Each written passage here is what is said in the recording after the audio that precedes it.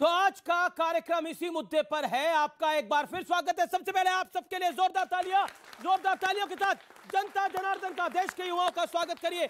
मेरे साथ आज दो धाकड़ प्रवक्ता है स्टूडियोज के अंदर। एक तरफ रोहन गुप्ता है जो कांग्रेस पार्टी का बचाव करेंगे, तो दूसरी तरफ भारतीय जनता पार्टी के प्रवक्ता और सुप्रीम कोर्ट के वरिष्ठ वकील गौरव भाटिया है जो भारतीय जनता पार्टी का बचाव करेंगे। आप दोनों का अभिनंदन है और आप दोनों के लिए जोरदार तालियां।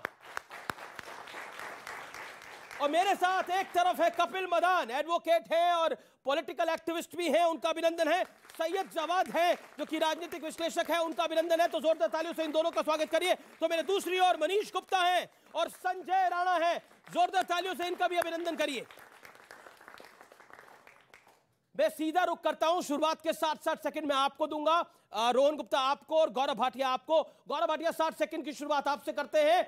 मेरा पहला सवाल है, कांग्रेस कह रही है कि आप हिल चुके हैं, घबरा चुके हैं, डर चुके हैं। भारत जोड़ो यात्रा कांग्रेस को पुनर्जीवित कर रही है और 24 में राहुल को प्रधानमंत्री बना देगी। देखिए, सबसे पहले तो ये कहूंगा, जोड़ा तो उसे जा सकता है जो टूटा हुआ हो जी। भारत तो अखंड था, अखंड है और अखंड रहेगा। दूसरा, अमीर जी, आपने कहा कांग्रेस कह रही है कि बीजेपी हिल रही है। जो जिंदा होता है वो हिलता भी है, जो मृत होता है वो हिलता नहीं है। तो कांग्रेस पार्टी तो मृत है, ये हिलती नहीं है। चाहे जनता जितनी लात मारे, हिलती नहीं है, मृत पार्टी है। तीसरी बड़ी बात, देश के यशस्वी प्रधानमंत्री मुख्यमंत्री बने थे गुजरात के, और 21 साल से दिन रात समर्पित हैं भारत की जनता को। आपको यह गर्व करने वाला दिन है, बहुत बड़ी बात है।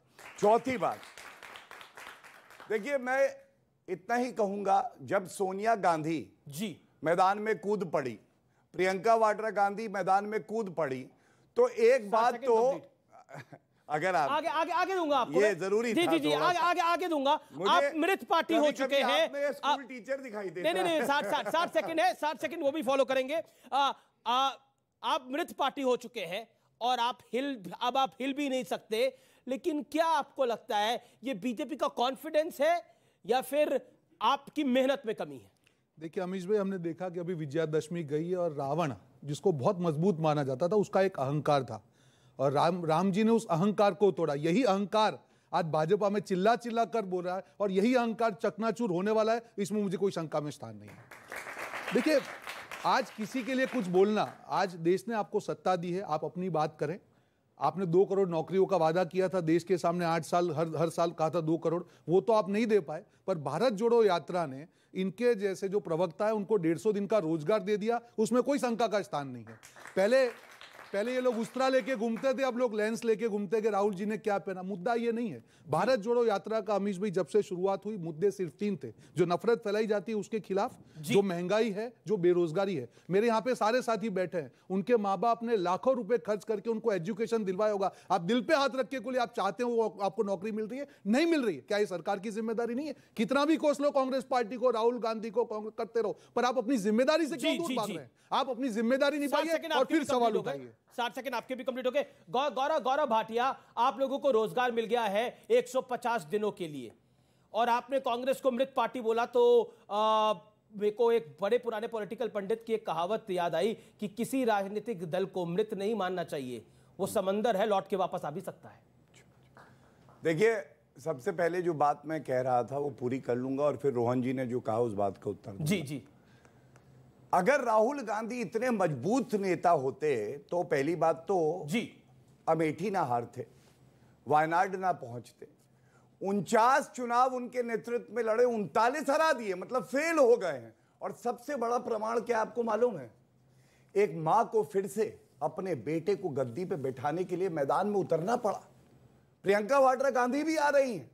इसका मतलब है राहुल फेल हो चुके हैं। जितना भी रीलॉन्च कर लें, मैं फिर कहूंगा ये रॉकेट उड़ने वाला नहीं है, क्योंकि खोट प्रोडक्ट में है, मार्केटिंग मत करो। दूसरी बात, मेरे साथी हैं, हमारी विचारधारा की जीत आपको मालूम है कब हो गई? भगवान राम काल्पनिक हैं, इस पार्टी ने कहा था। आज इनको कम से कम रावण को मारा भगवान राम ने याद तो आ गया, तो जीत तो हमारी हो गई है। दूसरी बात, इन्होंने कहा कि ये जो प्रवक्ता हैं इनको 150 दिन का रोजगार मिल जाएगा। ये फर्क है सोच का। देखिए, कांग्रेस का प्रवक्ता जाता है, ऐसे बिस्किट उछाला जाता है, पिद्दी की तरह लपक लेता है और जेब में 11 रुपए रख दी जाते शगन। और जो भाजपा का प्रवक्ता होता है वो कहता है मैं जान दे दूंगा, क्योंकि विचारधारा है कि राष्ट्र सर्वोपरि, मोदी जी मेरे नेता है, इसलिए रोजगार की बात कांग्रेस हेडक्वार्टर में करिएगा। जवाब ले लेते हैं। यहाँ पे भाजपा प्रवक्ता से ओके। अमीश भाई